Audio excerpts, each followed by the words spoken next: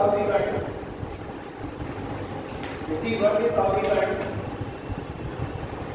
4√2 centimetre है, किसी वर्ग का विकर्ण 4√2 सेंटीमीटर है, दूसरे वर्ग का विकर्ण ज्ञात करें, दूसरे वर्ग का विकर्ण ज्ञात करें जिसका क्षेत्रफल पहले वर्ग के क्षेत्रफल का 2 गुना है, जिसका क्षेत्रफल पहले वर्ग के क्षेत्रफल का 2 गुना है, इसका क्षेत्रफल पहले वर्ग के क्षेत्रफल का 2 गुना है। ठीक है, कर लेंगे। देखिए क्या बोला जा रहा है, बोला जा रहा है वर्ग दिया गया है, ये डायगोनल 1 मतलब पहला स्क्वायर मान लेते हैं इसको, स्क्वायर 1।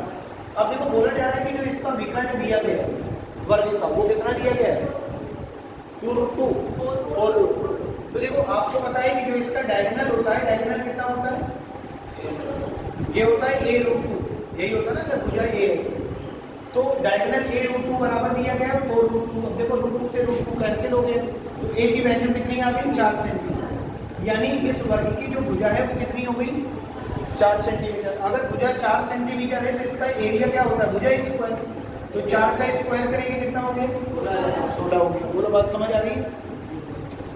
तो इसका एरिया हो गया 16। अब बोला ही जा रहा है कि दूसरा वर्ग है जिसका विकर्ण आपको ज्ञात करना है, इसकी साइड में b मान लेता हूं, तो इसका विकर्ण b√2 हो जाएगा।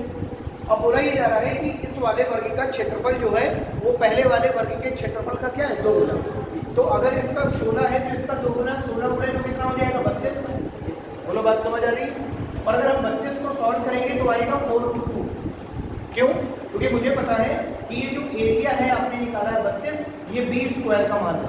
बोलो b स्क्वायर बराबर कितना हो जाएगा, बोलो एरिया सॉरी b बराबर कितना हो जाएगा 4√2, या फिर ऐसे लिख सकते हो कि b स्क्वायर बराबर 32 है, तो b बराबर होगा √32, और √32 को हम जब सॉल्व करेंगे तो 16 गुणे 2 लिखेंगे, 16 से 4 बाहर आ गया, तो b की वैल्यू क्या हो गई 4√2 हो गई, b की वैल्यू क्या हो जाएगी 4√2 हो जाएगी। बोलो बात समझ आ रही है? और आपसे पूछा क्या गया है, आपसे पूछा गया है विकर्ण ज्ञात कीजिए, आंसर क्या हो जाएगा 4√2। क्लियर है?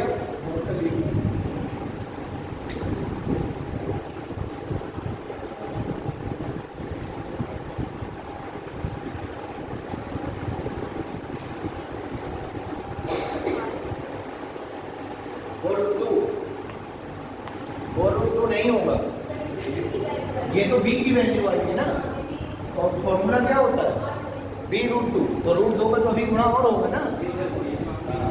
वो बताइए 4√2 × 2, ये हो गया 2, 2 गुणे 4 कितना 8 सेंटीमीटर आंसर होगा।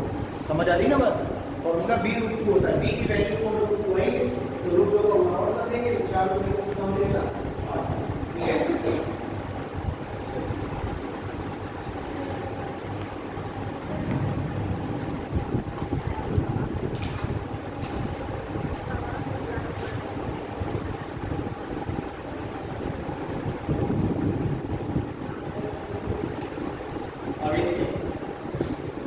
ठीक है, किसी आयताकार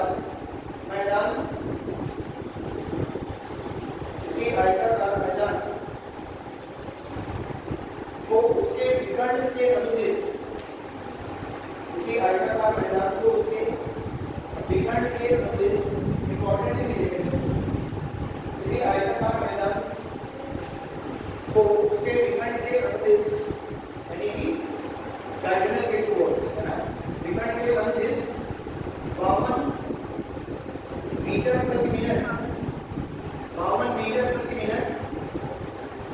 की चाल से चलकर 52 मीटर प्रति मिनट की चाल से चलकर 13 से 15 सेकंड में पार कर लिया जाता है, चाल से चलकर 15 सेकंड में पार कर लिया जाता है, तथा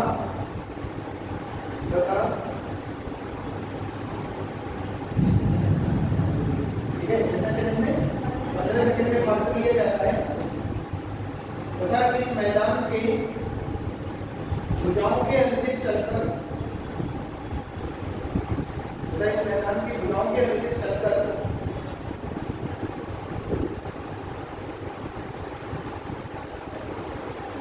ठीक है, भुजाओं के अनुदिश चलकर 68 मीटर प्रति मिनट की चाल से 68 मीटर प्रति मिनट की चाल से उतने ही समय में पार कर लिया जाता है, उतने ही समय में पार कर लिया जाता है तो उतने ही समय में पार कर लिया जाता है तो मैदान का क्षेत्रफल ज्ञात कीजिए।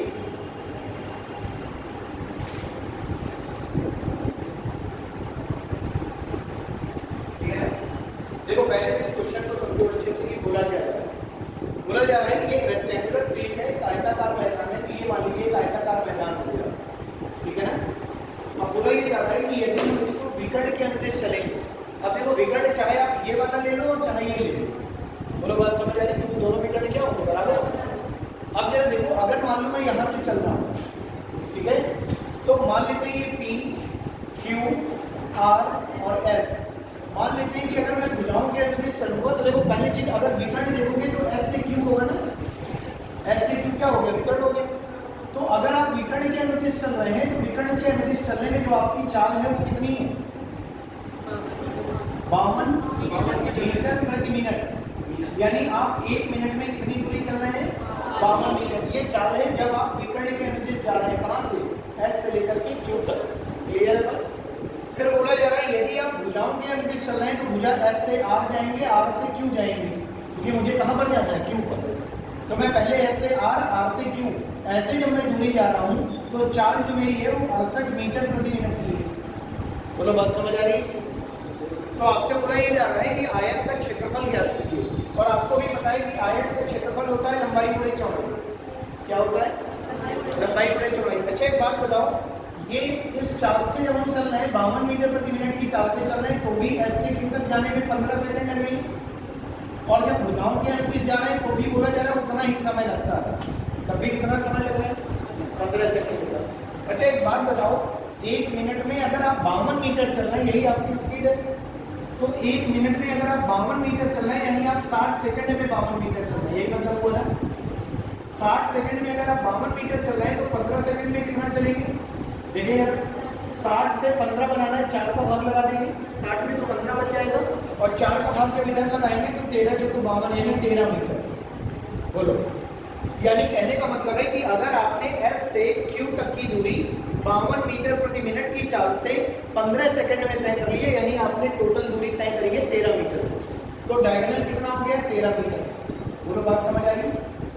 अच्छा अब जब आप भुजाओं के अनुदिश चल रहे हैं तो चाल है आपकी 60 सेकंड में 68 मीटर चल रहे हैं, तो 15 सेकंड में कितना चलेंगे, 17 मीटर। बोलो 4 का भाग इधर, 4 का भाग इधर, तो 17 चलिए आपने। अब देखो 17 जो दूरी आपने चली है वो S से R और R से Q तक की दूरी चली है, यही तो मतलब हुआ।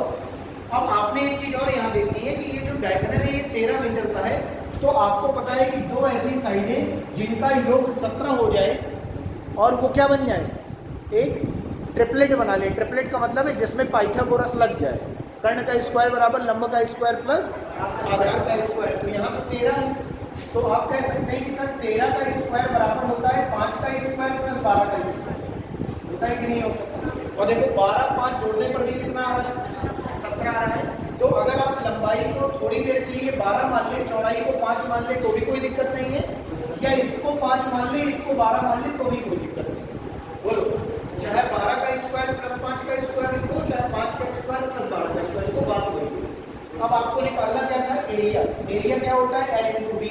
तो लंबाई कितनी हो गई, अगर लंबाई 12 मान रहे हो तो चौड़ाई 5 मानोगे, और लंबाई 5 मान रहे हो तो चौड़ाई 12 मानोगे, तो 12 पंचे 60 मीटर स्क्वायर। मीटर में नहीं सेंटीमीटर में, तो आंसर क्या हो जाएगा 60 मीटर स्क्वायर। तो पहले आपने क्या किया, डायगोनल की लेंथ फाइंड कर ली, फिर साइड्स का सम फाइंड कर लिया, समझ आ रही है। लंबाई प्लस चौड़ाई वो आया 17, 12 और 5 को जोड़, ठीक।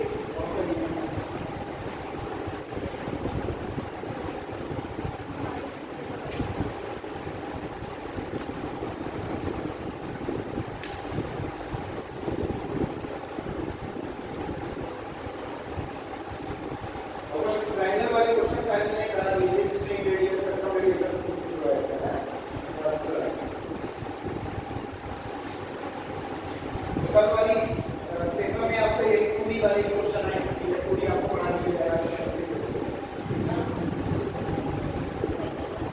आगे लिखिए।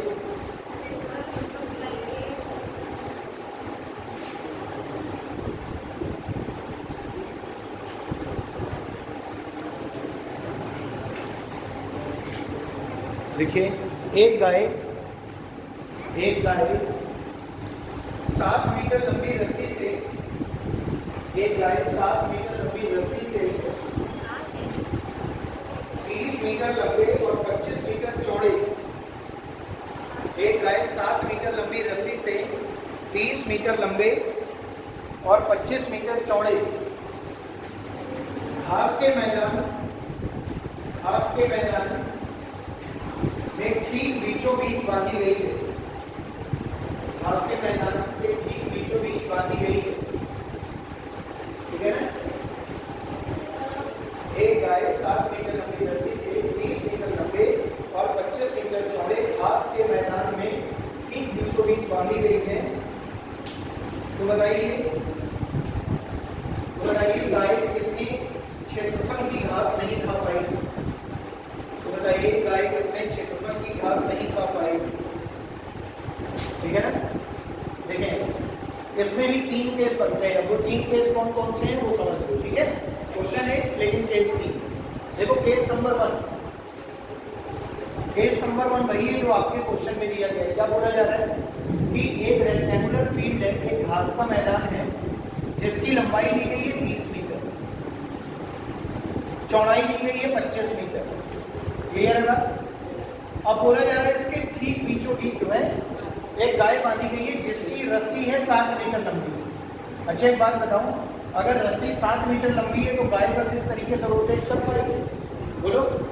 तो गाय का अगर हम ये वाला एरिया निकाल लें, सर्किल वाला एरिया, तो ये सर्किल वाला एरिया ये बता देगा कि गाय कितने क्षेत्रफल की घास खा पाएगी।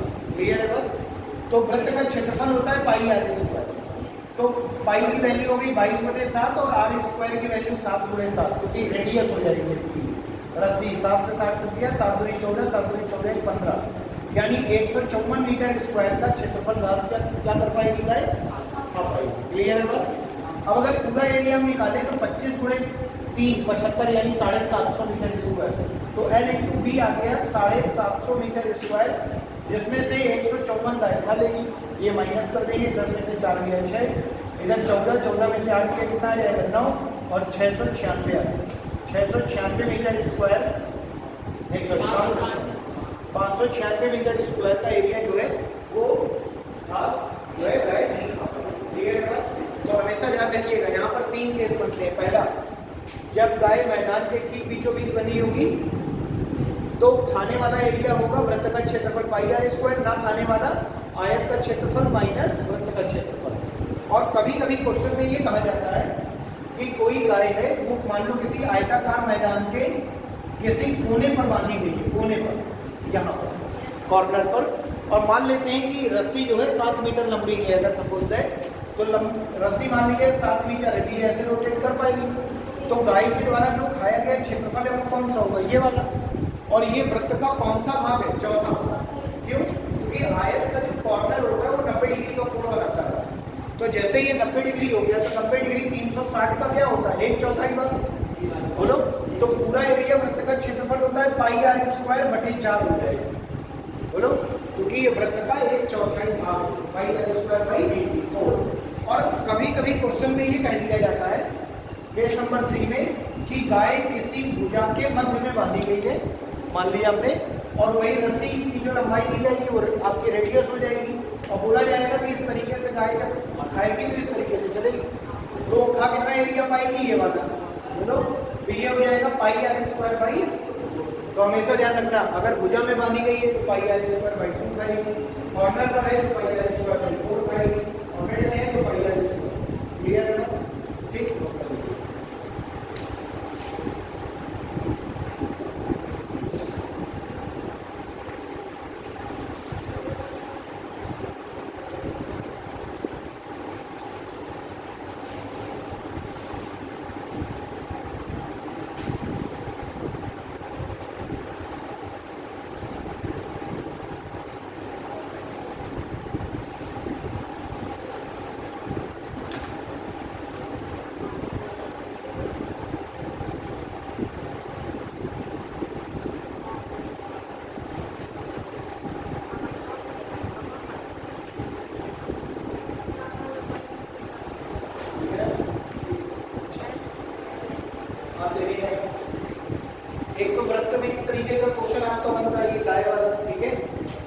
इसके अलावा एक क्वेश्चन बनता है नंबर ऑफ रोटेशन वाला। कौन सा बनेगा? Number of rotation. ये नंबर ऑफ रोटेशन क्या है जरा समझना है। जैसे आप एक व्हील की बात कर रहे हैं, एक पहिए की बात कर रहे हैं, ठीक है। तो पहिए की जो परिधि होती है यानी कि जो सरकमफ्रेंस होती है, ये सरकमफ्रेंस कितनी होती है? 2 पाई आर होती है। तो क्लियर है बात? तो किसी पहिए के द्वारा एक चक्कर में चली गई दूरी कितनी होती है? 2 पाई आर। तो एक रोटेशन में जो कवर की गई डिस्टेंस है, एक रोटेशन में जो डिस्टेंस कवर करी गई है, ठीक है, डिस्टेंस कवर्ड बाई 1 रोटेशन, ठीक है, वो कितनी हो गई आपकी? 2 पाई आर। क्लियर है बात? और अगर आपको ये निकालना है कि किसी पहिए ने टोटल कितनी दूरी तय करी है, तो आप क्या करेंगे? आप करेंगे 2 pi r into number of rotation. 2 pi r into number of rotation. हमें ये पता हो कि किसी पहिए ने कितने चक्कर लगाए और एक चक्कर में चली की दूरी क्या है, हमें टोटल डिस्टेंस फाइंड कर सकते हैं, ठीक है। तो नोट कर लीजिए इसे, 2 pi r into number of rotation बराबर डिस्टेंस।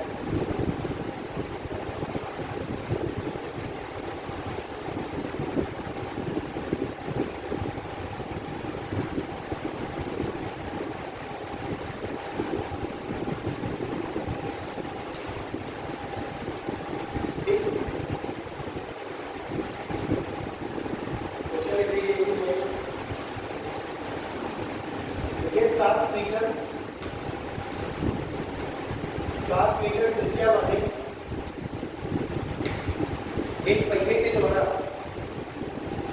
7 मीटर त्रिज्या वाले पहिए के द्वारा किसी दूरी को तय करने में 7 मीटर त्रिज्या वाले पहिए के द्वारा, ठीक है, किसी दूरी को तय करने में 200 चक्कर लगाने पड़ते हैं। 200 चक्कर लगाने पड़ते हैं। तो बताइए चली गई दूरी कितनी है? तो बताइए चली गई दूरी कितनी है? तो बताइए चली गई दूरी कितनी है? ठीक है ना?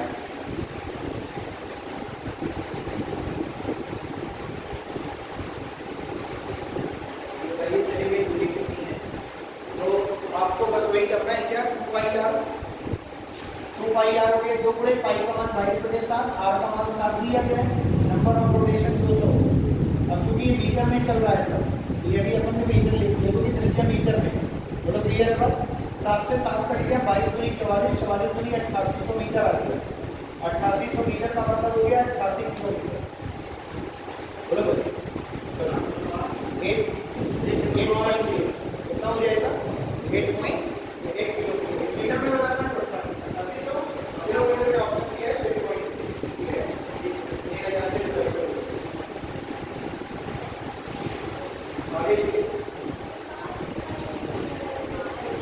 नहीं वो तो ऑप्शन के अनुसार है, मीटर में 8800 किलोमीटर है। ठीक, आगे लिखिए। देखिए यदि किसी समकोण त्रिभुज की भुजाएं, यदि किसी समकोण त्रिभुज की भुजाएं जिसमें, यदि किसी समकोण त्रिभुज की भुजाएं जिसमें लंब बराबर 5 मीटर, लंब लंब बराबर 5 मीटर, आधार बराबर 12 मीटर और कर्ण बराबर 13 मीटर। ठीक है, 5, 12, 13 कंप्लीट होती है, अभी पढ़ा तो 5, 12 और 13 यानी कि आपने यदि किसी समकोण त्रिभुज की लंब 5 मीटर, आधार 12 मीटर और कर्ण 13 मीटर है, तो उस त्रिभुज के अंदर बने वृत्त की, तो उस त्रिभुज के अंदर बने वृत्त की त्रिज्या ज्ञात कीजिए। तो उस त्रिभुज के अंदर बने वृत्त की त्रिज्या ज्ञात कीजिए। उस त्रिभुज के अंदर बने वृत्त की त्रिज्या ज्ञात कीजिए। ठीक है ना? अच्छा, अब देखो यार, ये एक स्पेशल केस होता है। त्रिभुज के अंदर बने वृत्त की त्रिज्या ज्ञात कीजिए। ठीक है ना? देखो मैंने आपको 2 चीजें पढ़ाई हैं। एक मैंने आपको पढ़ाई है इन रेडियस और दूसरी पढ़ाई है सर्कम रेडियस। सर्कम रेडियस होती है जब वृत्त बाहर से बनता है, त्रिभुज के तीनों के बाहर वाले जो सेंटर्स हैं या बाहर वाले जो वर्टेक्स हैं, सीड्स, उनको टच करते हुए बनता है। और एक वृत्त अंदर बनता है जो भुजाओं को छूते हुए बनता है, टच करते हुए। तो आपने 2 फॉर्मूले पढ़े थे।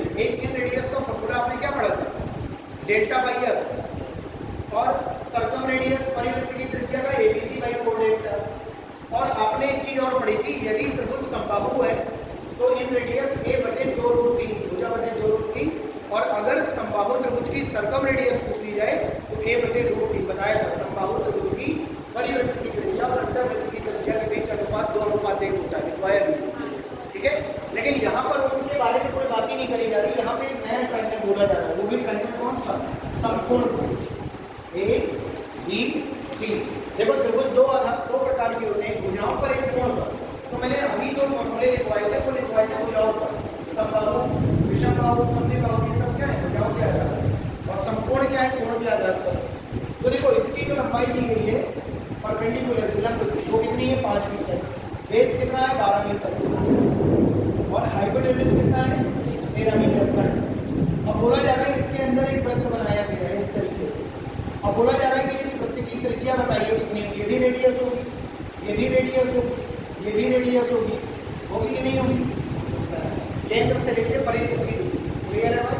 और ये सभी की सभी रेडियस आपस में बराबर होगी, इनकी एक ही वृत्त की त्रिज्या है। हमेशा ध्यान रखना, अगर कभी भी त्रिभुज जो है, अगर त्रिभुज राइट एंगल ट्रायंगल वाला है, राइट एंगल ट्रायंगल है, कौन सा ट्रायंगल है, राइट एंगल समकोण त्रिभुज है, तो इसमें जो त्रिज्या होती है अंदर बने वृत्त की r बराबर ये होती है आपकी perpendicular plus base minus hypotenuse by 2, क्या होती है लंब प्लस आधार माइनस कर्ण बटे 2, समझ आ रही है। तो लंब कितनी है 5 मीटर, आधार कितना है 12 मीटर, कर्ण कितना है 13 बटे 2, 12 5 17, 17 माइनस 13 4, 4 बटे 2, तो आंसर क्या आ गया 2 मीटर।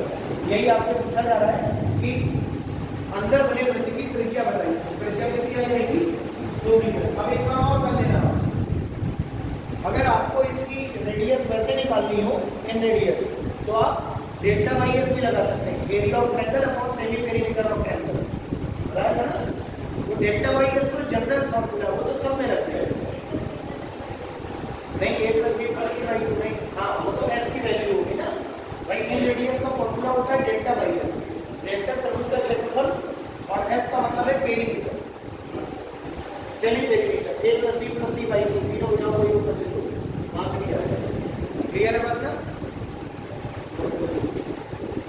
देखना आपको देख लियो ना, r की वैल्यू निकालनी है, यहाँ से मुझे फॉर्मूला याद है लंब प्लस आधार माइनस कर्ण बटे 2। अब मान लो ये नहीं याद हो तो ये वाला तो याद होगा ना, r बराबर डेल्टा बाई एस। डेल्टा क्या है त्रिभुज का क्षेत्रफल, त्रिभुज का क्षेत्रफल क्या होता है 1 बटे 2 आधार बटे ऊंचाई, 1 बटे 2 आधार कितना है 5, ऊंचाई कितनी होगी 12। बोलो बात समझ आ गई, आधार बात वही है। अब बटे डेल्टा बाई एस, एस का मतलब है सेमी पेरीमीटर। देखो 12 5 17, 17 और 13 30, 30 बटे 2 यानी 15। देखो 2 6 12, क्लियर बात, 6 पंचे 30, 15 से कैंसिल आउट हो गया, कितना बोलो बड़ा समझ आ रही है। तो आप डेल्टा बाई एस से भी लगा सकते हैं, और a plus b minus c by 2 या फिर perpendicular plus base minus hypotenuse upon 2, clear है बात। तो दोनों चीजें एकदम सही है, चाहे आप इससे लगा दो चाहे इससे लगा दो, तो आपके ऊपर है लगा दे, ठीक।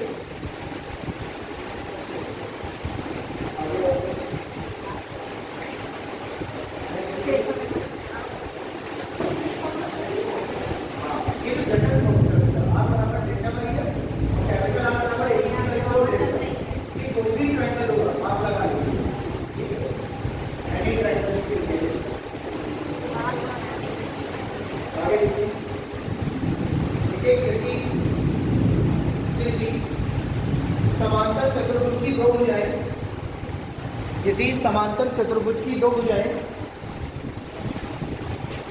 किसी समांतर चतुर्भुज की दो भुजाएं 10 सेंटीमीटर तथा 6 सेंटीमीटर हैं। किसी समांतर चतुर्भुज की दो भुजाएं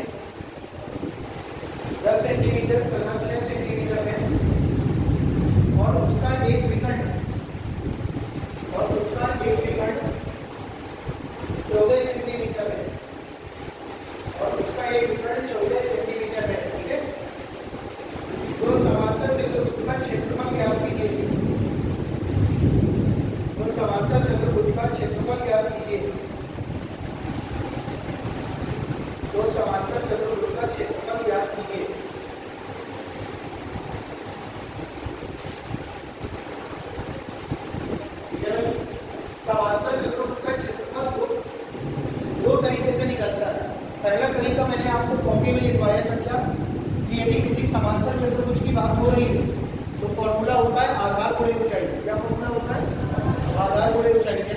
लीजिए आपने एक समांतर चतुर्भुज बना दी है।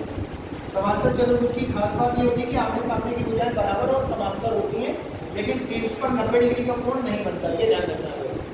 अगर 90 डिग्री का कोण बन गया हर जगह तो आयत हो जाएगी। यही तो होता है आयत में भी आमने सामने भुजाएं बराबर और समांतर। अब ये बताओ, अगर मैं इसकी लंबाई की बात कर रहा हूँ, लंबाई कितनी दी गई है? 10 सेंटीमीटर। और चौड़ाई कितनी दी गई है? 6 सेंटीमीटर। तो ये भी 6, ये भी 10 हो जाएगी। ये भी 10 सेंटीमीटर और ये भी 6 सेंटीमीटर। बोला जा रहा है एक विकर्ण की लंबाई दी गई है आपको, कितनी दी गई है? 13। तो डायगोनल D1 मान लेते हैं 14 सेंटीमीटर, ठीक है। तो एक विकर्ण हो गया 14 सेंटीमीटर। देखो, अगर मुझे ये कह दिया जाता कि किसी समांतर चतुर्भुज की दो भुजाएं क्रमशः 10 सेंटीमीटर और 6 सेंटीमीटर है, तथा ऊंचाई जो है इस तरीके से मान लो कुछ दिया गया होता कि मान लो ऊंचाई 15 सेंटीमीटर सपोज दैट, तो मैं इस समांतर चतुर्भुज का जो क्षेत्रफल का फॉर्मूला लगाता वो मैं लगाता आधार गुणे ऊंचाई। क्या लगाता मैं? आधार गुणे ऊंचाई। क्यों? क्योंकि मुझे आधार भी पता है, ऊंचाई भी पता है। अब देखो, आधार किसको मानना है? जिसमें ऊंचाई खींची गई।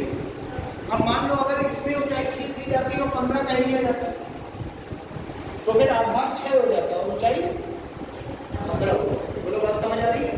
लेकिन अभी जो क्वेश्चन में बोला गया है इस तरीके से मान लेते हैं कि बोला जा रहा है कि 15 सेंटीमीटर की ऊंचाई आधार 10 सेंटीमीटर वाली भुजा पर खींची गई। समझ आ रही है? तो आप फॉर्मूला लगा लेंगे ना आधार पर ऊंचाई। लेकिन समस्या इस बात की है कि इस क्वेश्चन में ऊंचाई के बारे में बात ही नहीं करी जा रही, और जब ऊंचाई के बारे में बात नहीं करी जा रही है तो ये वाला फॉर्मूला फिर आप नहीं लगा पाएंगे। अगर दूसरा तरीका क्या हो सकता है?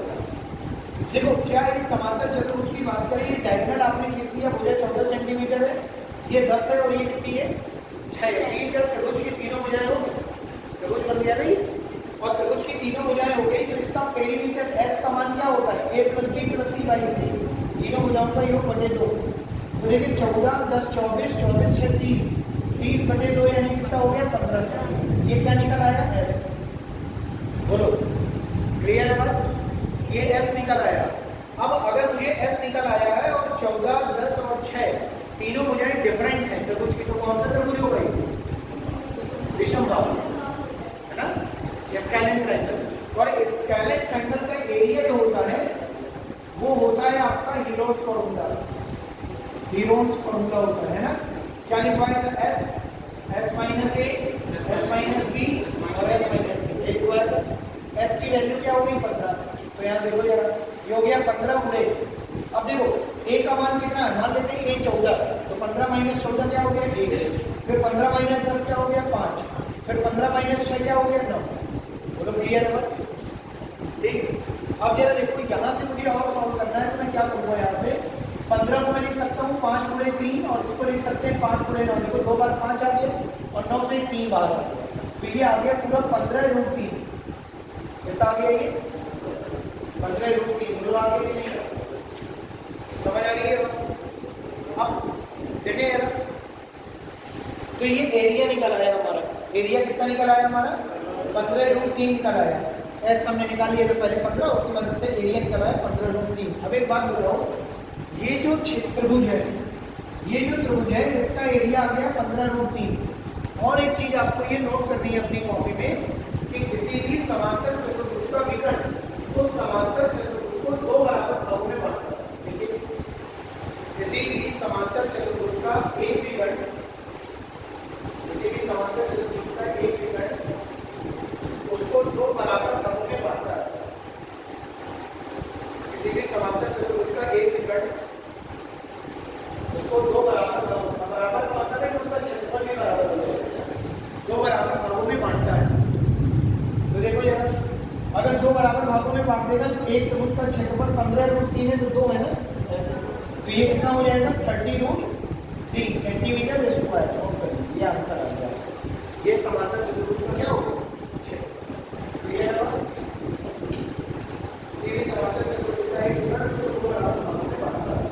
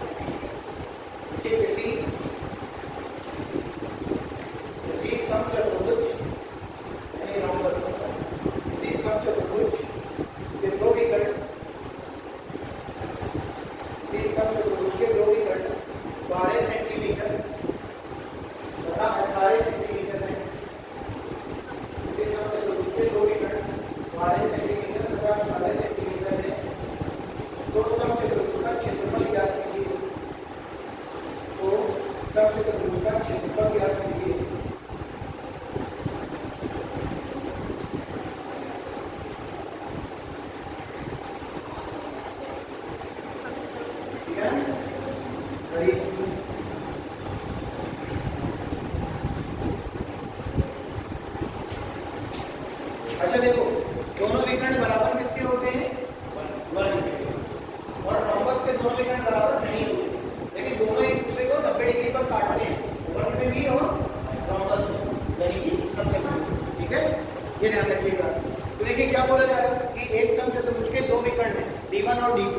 तो मान लीजिए आपने इस तरीके से समचतुर्भुज का एक फिगर बना दिया ऐसे, ये समचतुर्भुज हो गया है, वर्ग दिया आकार का। D1 की वैल्यू क्या दी गई है? 8, 12 और D2 की 18। तो 12 और 18 सेंटीमीटर हो गए D1 D2। बोलो बात समझ आ रही है? अच्छा, अब जरा देखिए, आपको निकालना है एरिया। अब आपको पता है कि किसी भी रोम्बस का यानी समचतुर्भुज का जो एरिया होता है 1/2 इंटू D1 इंटू D2 होता है। दोनों विकर्णों का गुणनफल बटे 2, बी हो जाएगा 1/2 गुणे 12 गुणे 18। ये 2 से काटेंगे, 2 से काटेंगे 9 बार, 12 ने 5 108, यानी 108 सेंटीमीटर स्क्वायर। ये क्या हो जाएगा? रोम्बस का एरिया होगा। ठीक है, 108 सेंटीमीटर स्क्वायर।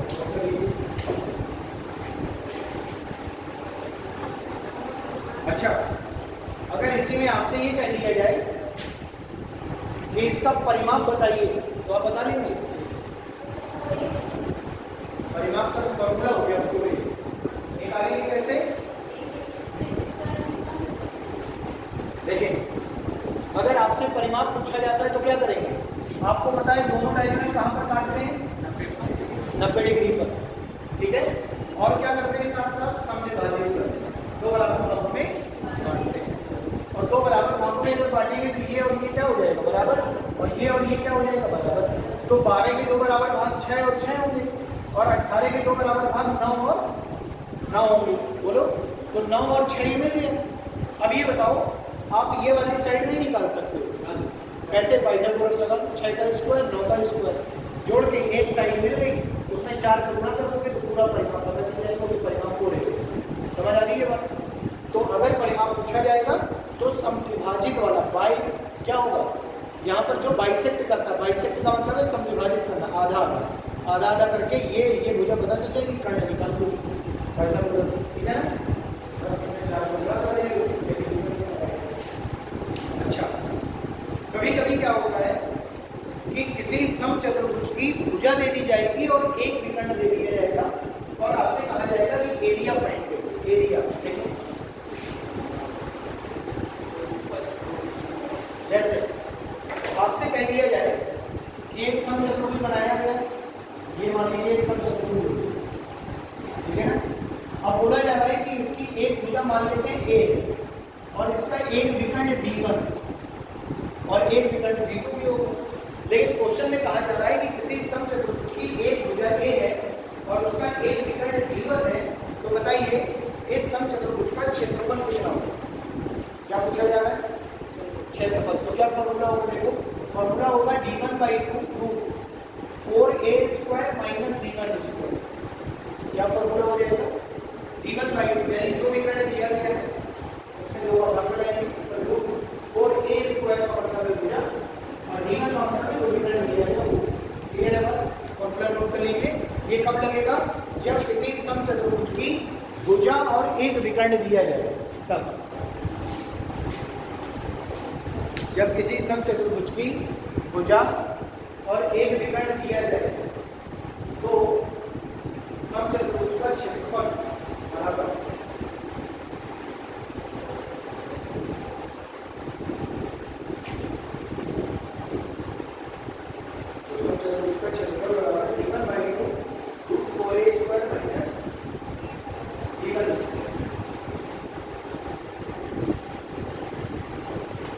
अच्छा, अगर D1 की जगह D2 दे दिया जाएगा तो D1 की जगह D2 रख दीजिए, D2/2 4a² minus D2²। Formula clear? Question लीजिए। देखिए, यदि किसी समचतुर्भुज की भुजा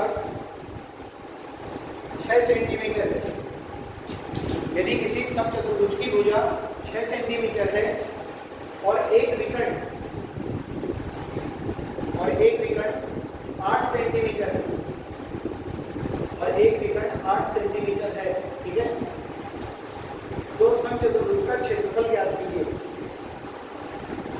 तो समचतुर्भुज का क्षेत्रफल ज्ञात कीजिए।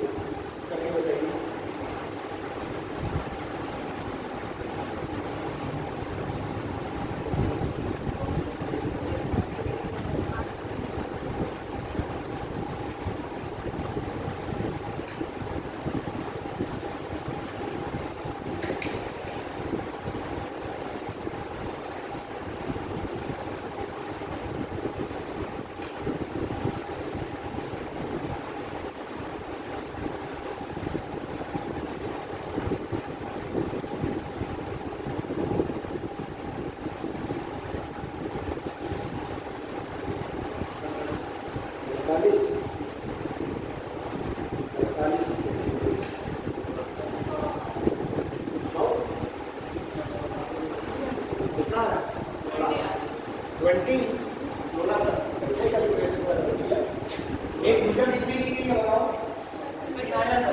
अच्छा, डायगोनल कितना दिया है? 8 सेंटीमीटर। तो डायगोनल हो गया 8/2 और a स्क्वायर, a की वैल्यू हो गई 6 का स्क्वायर माइनस 8 का स्क्वायर, एक ही है ना। तो ये हो जाएगा 2 से इसको काट देंगे कितना हो गया? 4 गुणे देखो 6 का स्क्वायर 36, 36 गुणे 4 144, ये हो गया 144 माइनस 64, तो ये बच गया 80। 4 गुणे रूट 80, 80 को लिख सकते हैं क्या? 4 गुणे 4 रूट 5, बोलो 8 रूट 5 कैसे लिखें? सम थोड़े, और अगर जोड़ेंगे भी तो 8 रूट 5 नहीं आएगा। 8 रूट 5 आएगा तो 4 रूट 5 और 4 रूट 5 का सम हो गया 4 गुणे 4 रूट 5 की वैल्यू कितना हो गया? 16 रूट 5।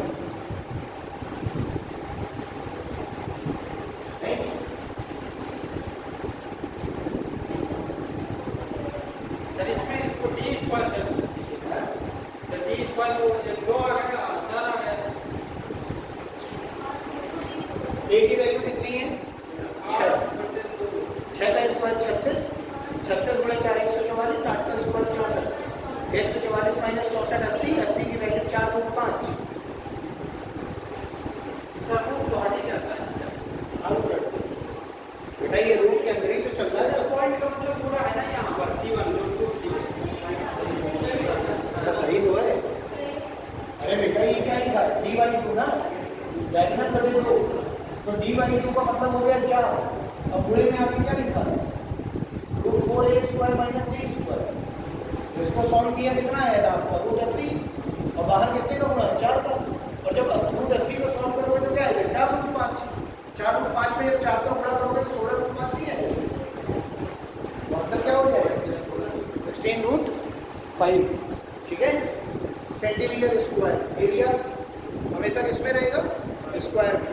आयतन क्यूब, और साइड्स सेंटीमीटर मीटर विमाएं जो। ठीक है, चलिए आगे लिखिएगा। तो क्या ये बातें क्लियर हो गई? अगर स्काइलाइन ट्रायंगल होगा फॉर्मूला क्या कहेंगे? जीरोस वाला। ठीक है, आइसोसेलेस होगा फॉर्मूला लिखा हुआ है 1/4 वाला। ठीक है, उसके बाद आपका इक्विलेटरल था रूट 3/4 a स्क्वायर वाला, हाइट रूट 3/2a वाला इक्विलेटरल। उसके बाद आपका राइट एंगल होगा, राइट एंगल ट्रायंगल, तो पाइथागोरस से आपको पता है सब बता दिए।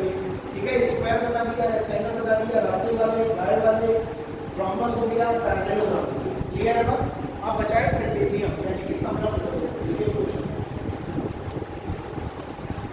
देखिए, यदि किसी समलंब चतुर्भुज की दो समांतर भुजाएं, यानी किसी समलंब चतुर्भुज की दो समांतर भुजाएं, यदि किसी समलंब चतुर्भुज की दो समांतर भुजाएं, यदि किसी समलंब चतुर्भुज की दो समांतर भुजाएं 6 सेंटीमीटर तथा 8 सेंटीमीटर हैं, दो समांतर भुजाएं 6 सेंटीमीटर तथा 8 सेंटीमीटर हैं, ठीक, और उनकी बीच की लंबवत दूरी, और उनके बीच की लंबवत दूरी, और उनके बीच की लंबवत दूरी 4 सेंटीमीटर है, और उनके बीच की लंबवत दूरी 4 सेंटीमीटर है, तो समलंब चतुर्भुज का क्षेत्रफल ज्ञात कीजिए। तो समलंब चतुर्भुज का क्षेत्रफल ज्ञात कीजिए। तो समलंब चतुर्भुज का क्षेत्रफल ज्ञात कीजिए। ठीक है ना? क्या फाइंड करना है आपको? समलंब चतुर्भुज का क्षेत्रफल। देखो, समलंब चतुर्भुज एक ऐसा चतुर्भुज है जिसकी दो भुजाएं समांतर और दो भुजाएं क्या होती हैं? असमांतर। क्लियर है बात? तो फिगर कुछ इस तरीके से बनता है समलंब चतुर्भुज का, इस तरीके से, है ना? अब देखो, ये वाली भुजा कितनी मान लेते हैं? 6 सेंटीमीटर। ये वाली भुजा कितनी मान लेते हैं? और 6 आप करेंगे, ठीक। और इनके बीच की लंबवत दूरी, ये बताओ भुजाएं कौन सी समांतर है? यही वाली। और इनके बीच की लंबवत दूरी यानी कि हाइट कह सकते हैं। इनके बीच की लंबवत दूरी कितनी है? 4 सेंटीमीटर। तो आपको निकालना है इसका एरिया। इसका एरिया क्या होता है बताओ? 1/2 इंटू समांतर भुजाओं का योग। तो ये हो गया 6 + 8 पूरे ऊंचाई का हो या लंबवत दूरी को। तो देखो 2 दूनी 4, 8 6 14, 14 दूनी 28, 28 सेंटीमीटर स्क्वायर। बोलो बात समझ आ रही? तो इसका क्या हो जाएगा? एरिया हो जाएगा इसका ट्रेपेजियम। ठीक, इन रेडियस पढ़ ली, सर्कम रेडियस पढ़ लिए, एरिया पढ़ लिए, ठीक है। उसके बाद सर्कल पढ़ लिया और ये आपको पढ़ लिया, ठीक। अच्छा, केवल चतुर्भुज का एरिया है तो फॉर्मूला क्या पढ़ा था? केवल चतुर्भुज क्या किया जाए, किसी चतुर्भुज का एक विकर्ण 16 सेंटीमीटर है और उस विकर्ण पर खींची गई ऊंचाइयों की लंबाई क्रमशः 4 सेंटीमीटर और 6 सेंटीमीटर ऐसे बोल दिया गया। तो जब आपसे कहा जाएगा चतुर्भुज तो कोई बच्चा ऐसे बनाया होगा, कोई ऐसे बनाया होगा और कोई इस तरीके से भी बनाया होगा। तो चतुर्भुज तो ये सभी चार भुजाएं हैं। तो बोला ये जा रहा है कि इसका एक विकर्ण मान लेते हैं कितना है, 16 सेंटीमीटर। इस विकर्ण पर खींची गई ऊंचाई 8 सेंटीमीटर और 6 सेंटीमीटर। तो बताओ इसका क्षेत्रफल क्या होगा, बता चुका होगा क्या? 1/2 गुणे दोनों ऊंचाइयों का योगफल 8 + 6 गुणे एक डायगोनल, जो जिस डायगोनल पर विकर्ण खींचे गए 16, 2 से काट देंगे, 2 × 16 और ये हो गया 8 6 14, 14 8 कितना हो जाएगा, 8 6 32 और कितना हो गया 112। बोलो बात समझ आ रही है? कितना हो जाएगा 112 सेंटीमीटर है। ठीक है, अगर केवल और केवल चतुर्भुज की बात करी जाएगी तब ये फॉर्मूला रखेगा। ठीक, बाकी सभी के फॉर्मूले आपके पास हैं, आयत के, समांतर के, सम के, समतल के और सम के। ठीक है, चलिए अब देखिए इसी में कुछ स्पेशल केस बनते हैं सर्कल और ट्रायंगल को मिला करके। तो हेडिंग डाल दीजिए some special cases of 2D figure. Some special cases of 2D figure. ठीक है, सम स्पेशल केसेस ऑफ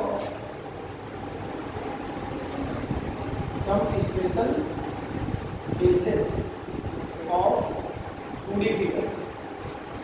ठीक है, 2 डायमेंशनल फिगर की कुछ महत्वपूर्ण और कभी कभी क्वेश्चन इस पर बन जाता है, तो उसको जरा देख लेते हैं। जैसे बोला ये जा रहा है कि 3 बराबर वृत्त हैं। 3 बराबर वृत्त का मतलब है कि बिल्कुल सेम रेडियस के 3 बराबर वृत्त एक दूसरे को बाह्य रूप से स्पर्श करते हैं। 3 equal circles touch each other externally. 3 बराबर वृत्त एक दूसरे को बाह्य रूप से क्या कर रहे हैं, स्पर्श करते हैं। ठीक है, तो देखो स्पर्श करेंगे तो किसी एक पॉइंट पर करेंगे, तो ये पॉइंटों पर स्पर्श कर रहे हैं। बोला ये जा रहा है कि इन वृत्तों के ऊपर एक रबर बैंड लगाया गया है।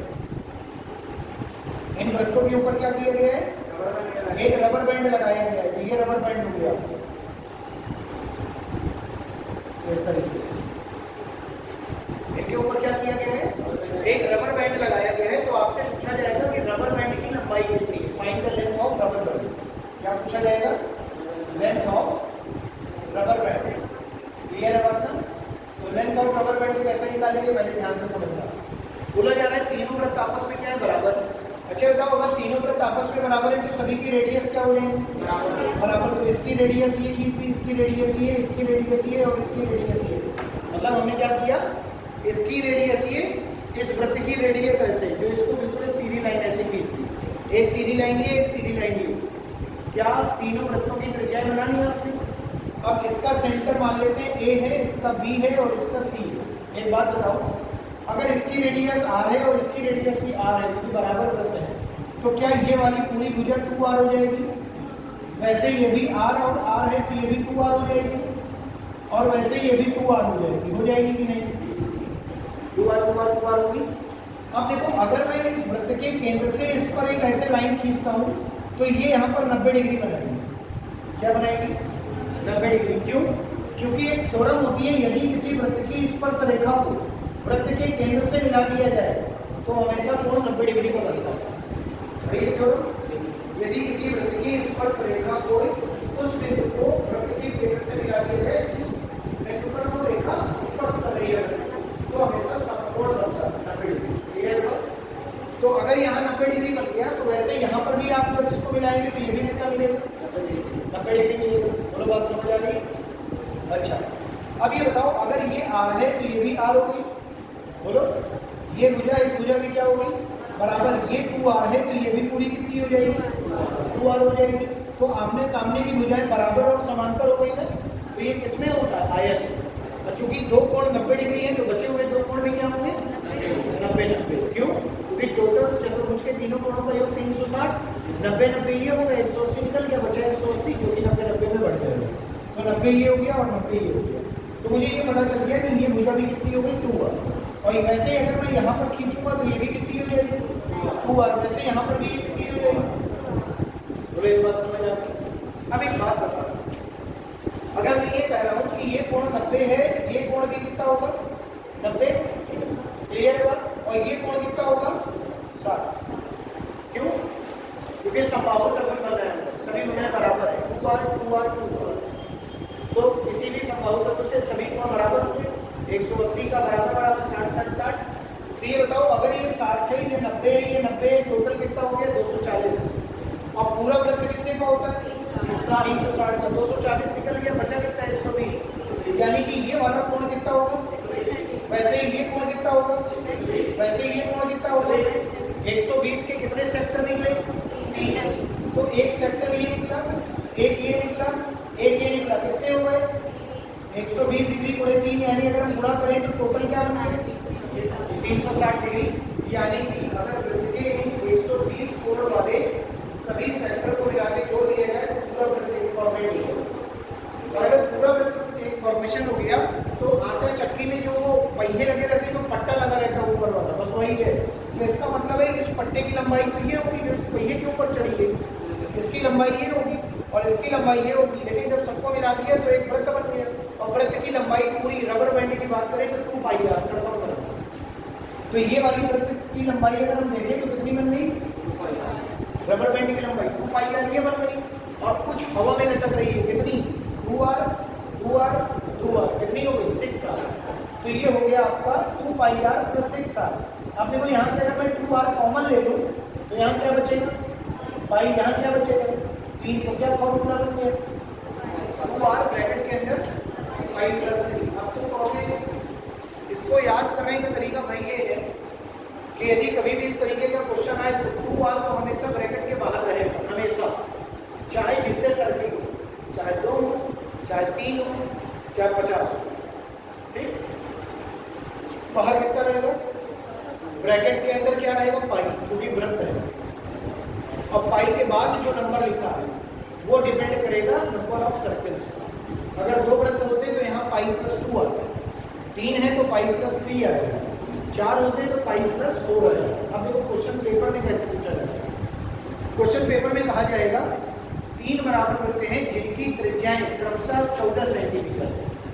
3 बराबर वृत्त हैं जिनकी त्रिज्याएं क्रमशः कितनी है, 14 सेंटीमीटर है, जो एक दूसरे को बाह्य रूप से क्या करती है, जो वृत्त एक दूसरे को बाह्य रूप से स्पर्श करते हैं। तो उन वृत्तों के ऊपर चढ़ाई गई रबर बैंड की लंबाई क्या कीजिए। आपको फॉर्मूला पता है, 2r ब्रैकेट के अंदर पाई + 3, 3 वृत्त बोले गए। तो r का मान हो गया 14, पाई का मान 22/7 + 3। तो बात समझ आ रही है, ठीक। 7 3 21, 21 और 22 43।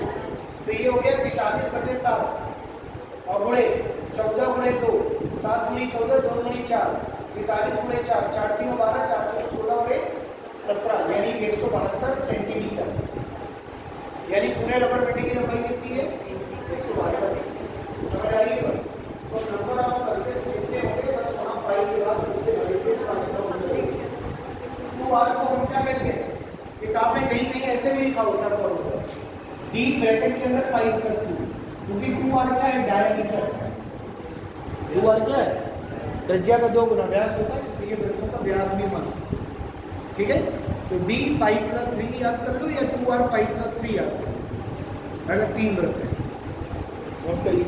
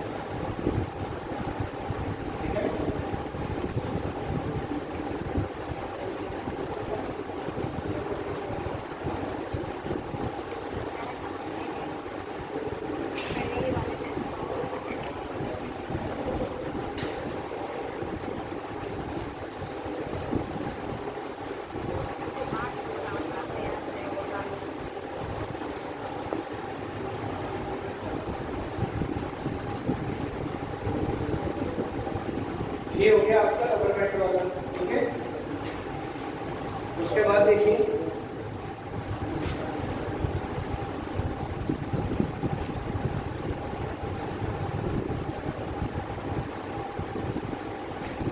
अब देखो 4 वाला मैं इसलिए नहीं लिखा रहा हूँ ब्रैकेट वाला क्योंकि मैंने फॉर्मूला बता दिया, आप नोट कर लीजिए, ठीक है। उसको डिराइव करने की कोई आवश्यकता नहीं है।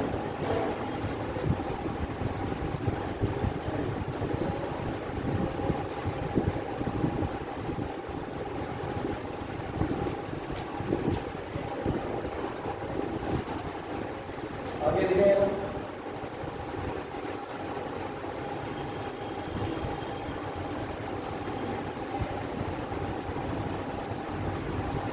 देखिए क्या बोला जा रहा है कि 3 बराबर बनते हैं जो एक दूसरे को बाह्य रूप से स्पर्श करते हैं, ठीक है। अब बोला जा रहा है कि इन तीनों वृत्तों को एक समबाहु त्रिभुज के अंदर रखा गया है और ऐसे अंदर रखा गया है कि इन वृत्तों की जो परिधि है वो त्रिभुज की भुजाओं को क्या कर रही है, टच कर रही है, स्पर्श कर रही है, ठीक है ना। तो बोला जा रहा है कि समबाहु त्रिभुज की भुजा ज्ञात करनी है आपको। क्या फाइंड करना है, भुजा, ठीक है। तो find side of equilateral triangle, equilateral triangle PQR, यानी आपको क्या करना है, PQR त्रिभुज है जो कि समबाहु त्रिभुज है और उसकी आपको निकालनी है भुजा निकालनी, ठीक है। तो यार देखिए इसका सेंटर है BC, अगर इन सेंटरों को मैं इस तरीके से मिला दूं तो एक समबाहु त्रिभुज बनेगा ना, क्यों, अभी पढ़ रखा है। ये भुजा 2R, ये भी 2R और ये भी 2R, तो अगर ये 2R है तो वैसे यहाँ पर खींचेंगे तो ये 90-90 हो गए ना, वैसे ये भी 90-90 हो गए, तो 90-90-90 ये चारों 90-90 हो गए, यानी ये आयत बन गया। तो अगर ये 2R है तो ये भी 2R होगी, क्योंकि ये R है तो ये भी R है, ठीक है। ये 2R हो गई। वैसे ही अगर मैं बात करता हूँ यहाँ पर तो ये भी क्या हो गई, 2R, वैसे ही ये क्या हो जाएगी, ये 2R 2R 2R निकाल। अब इतनी भुजा मुझे पता चल गई ये 2R है, लेकिन मुझे पूरी भुजा निकालने के लिए QR निकालना पड़ेगा, या फिर इतनी भुजा 2R पता है, पूरी भुजा निकालने के लिए PR निकालना पड़ेगा और PQ निकालना पड़ेगा। तो कोई एक भुजा निकाल लो, क्योंकि समबाहु त्रिभुज है तो सारी भुजाएं आपस में क्या हो जाएंगी, बराबर हो जाएंगी। अब इस बात को ध्यान से देखना, ये वाला कोण है 90 डिग्री, ये वाला कोण है 90 डिग्री, ये है 60, तो 90-90 180 60 240, कितना बचा ये 120। अब ध्यान से देखना, अगर ये 120 है तो यहाँ से मैंने क्या कर लिया, एक लाइन खींच ली जो इसके इस सेंटर से, वृत्त के केंद्र से होकर के कहाँ तक जा रही है, त्रिभुज के शीर्ष तक जा रही है, ठीक है। कौन से शीर्ष तक, Q शीर्ष तक। अब देखो जैसे ही आपने ये भुजा खींची तो ये वाला कोण समद्विभाजित हो जाएगा। समद्विभाजित क्यों हो रहा है, उसका रीजन सुनो। देखो ये वाली भुजा R है, ये वाली भुजा भी कितनी है, R। तो क्या एक त्रिभुज ये है, एक त्रिभुज ये है, इस त्रिभुज की एक भुजाएं क्या होगी, बराबर होगी, R। और एक थ्योरम आपने पढ़ी होगी कि यदि किसी वृत्त के बाह्य बिंदु से वृत्त की परिधि पर खींची गई दोनों स्पर्श रेखाएं आपस में क्या होती हैं, किसी बाह्य बिंदु से किसी वृत्त पर खींची गई स्पर्श रेखाएं सदैव आपस में बराबर होती हैं, क्लियर है बात। तो ये दोनों भुजाएं आपस में क्या होगी, बराबर। बच्चे बताओ, अगर ये दोनों भुजाएं बराबर हो गई R, ये भुजाएं दोनों आपस में बराबर हो गई इस थ्योरम से, और ये भुजा दोनों में क्या है, उभय निष्ठ, कॉमन। तो जो कॉमन भुजा है वो तो दोनों के लिए बराबर है, कॉमन का मतलब यही होता है। तो यदि इन्हीं दो त्रिभुज की तीनों भुजाएं क्या हो गई, बराबर हो गए, तो दोनों त्रिभुज सर्वांगसम हो गए। यानी कि ये वाला जो ट्रायंगल है, ये ट्रायंगल दूसरे वाले ट्रायंगल के क्या हो गया, सर्वांगसम। सर्वांगसम यानी कि कॉन्ग्रुएंट। कॉन्ग्रुएंट सर्वांगसम का मतलब है जिसके सभी अंग समान होंगे, तभी सर्वांगसम का। और सभी अंग का मतलब है यदि सभी भुजाएं बराबर हो गई तो सभी कोण भी आपस में क्या हो जाएंगे, बराबर। तो जैसे ये 90 था, ये 90 था, समझ आ रही है बात, ये 120 था, समझना। अब 120 को जब ये बराबर बराबर बटेंगे तो ये 60 होगा, ये 60, ये 90, कितना हो गया 150। तो ये कितना बचा 30, ये कितना बचा 30, ये कितना हो गया 60, ये कितना हो गया 90। 180 डिग्री होता है ना तो उसके सभी एंगल्स का सम, तो 90 60 और 30 180 हो गया। अब एक बात बताना, अगर मैं इस वाले ट्रायंगल की बात कर रहा हूँ, ये जो ट्रायंगल बना है, तो इसमें मुझे लंब पता है, आधार नहीं पता है, जबकि मुझे निकालना है आधार। क्या निकालना है? आधार। तो लंब बटे आधार क्या होता है? tan होता है ना, tan। ट्रिग्नोमेट्री में पढ़ा हो, tan थीटा बराबर लंब बटे आधार, लाल बटे पक्का। ठीक है, तो ये हो जाएगा tan 30। tan 30 बराबर लंब बटे आधार, लंब हो गया r, ठीक है ना, और आधार हो गया q, इसको मैं m मान लूँ, इसको n मान लूँ, तो qm। क्लियर है बात? तो qm हो गया tan 30 का मान 1/√3 r अपॉन क्या हो गया qm। तो qm बराबर हो जाएगा √3r या r√3। qm का मान क्या हो गया? √3r। अगर ये √3r हो गया तो ये भी कितना हो जाएगा? √3r। तो सेम वही चीज है, ये वृत्त समान है, तो जो चीज यहाँ बन रही है वही चीज यहाँ बनेगी। ये बताओ √3r क्या हो गया? 2√3r, 2√3r प्लस 2r, पूरी भुजा मिल गई ना। तो QR भुजा हो जाएगी 2√3r प्लस 2r। अब 2r कॉमन आ गया तो अंदर क्या बचेगा? √3 प्लस 1। क्या बन गया? 2r √3 plus 1। अब याद कैसे रखोगे? 2r क्या है? वृत्त का व्यास, और ब्रैकेट के अंदर क्या होगा? √3 प्लस 1। ये याद रखना है। अगर कोई ये कह दे आपसे कि इस त्रिभुज का परिमाप बताओ क्या होगा, तो इक्विलेटरल ट्रायंगल है, और परिमाप के लिए बस 3 का गुणा कर देंगे तो 6r √3 प्लस 1 हो जाएगा। बोलो, ये क्या हो गया? परिमाप, और ये क्या हो गई? भुजा। बोलो, बात समझ आ रही है? तो अगर वृत्त के ऊपर रबर बैंड होगा तो फॉर्मूला 2r ब्रैकेट के अंदर 5 प्लस नंबर ऑफ सर्कल्स, और अगर वृत्त के बाहर इक्विलेटरल ट्रायंगल बनाया तो इक्विलेटरल ट्रायंगल की साइड 2r ब्रैकेट के अंदर √3 प्लस 1। समझ आ रही बात? ये थोड़ा सा आपको रटने में पड़ेगा, क्योंकि पेपर में पूरा डेरिवेशन को करने नहीं पड़ेगी। ठीक है, तो मैंने आपको बता दिया ये आया कहाँ से, बाकी आप ये नोट कीजिए कि रिजल्ट क्या है, बस क्लियर करना।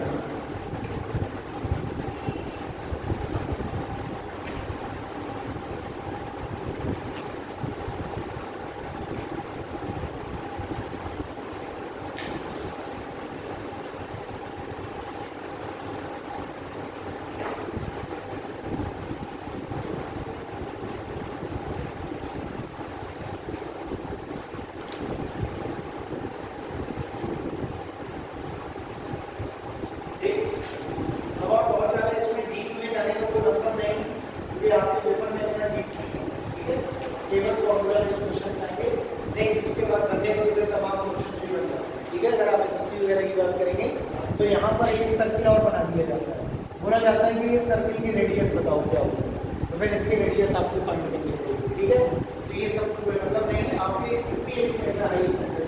ठीक है, और ये एसएससी का पार्ट है, तो और अंदर जाने की जरूरत नहीं है। आगे देखिए, ये हो गया आपके दो स्पेशल केसेस होगा, एक रबर बैंड और दूसरा इक्विलेटरल बैंड। ठीक है, जब ये सर्किल के बाहर है। आगे देखिए क्वेश्चन,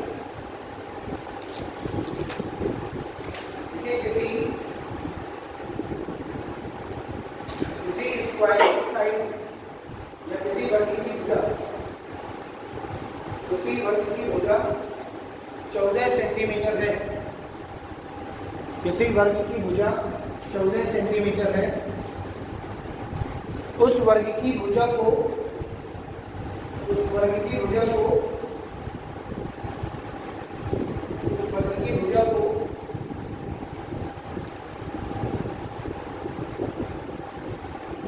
त्रिज्या मानकर,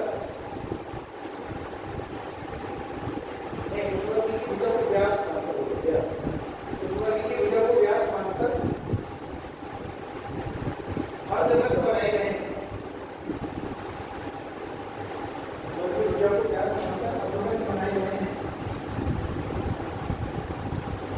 तो बनी हुई आकृति का क्षेत्रफल याद कीजिए, बनी हुई आकृति का क्षेत्रफल याद कीजिए, बनी हुई आकृति का क्षेत्रफल याद कीजिए।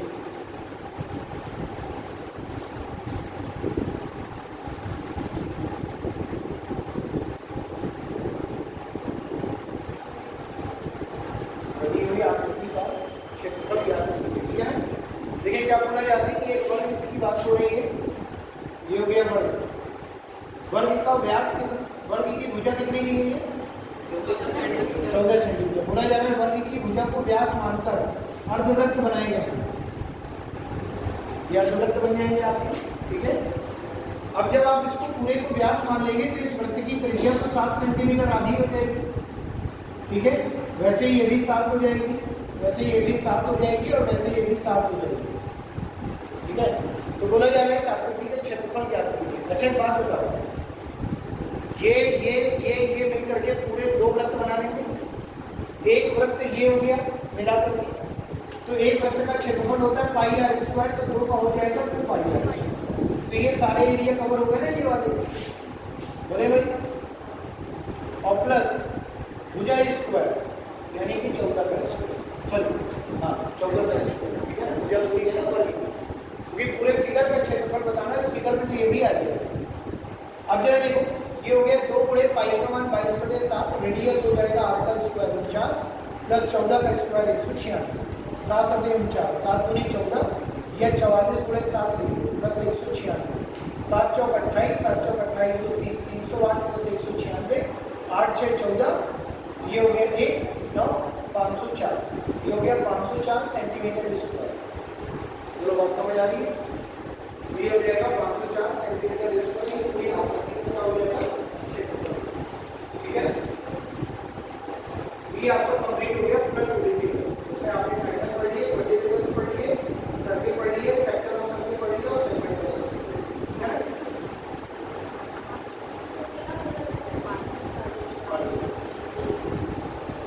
हाँ कितने आगे करते हैं, 4 2 पाई आर स्क्वायर को और एरिया हो गया स्क्वायर, पूरे का एरिया करते हैं, पूरे फिगर में 504 सेंटीमीटर।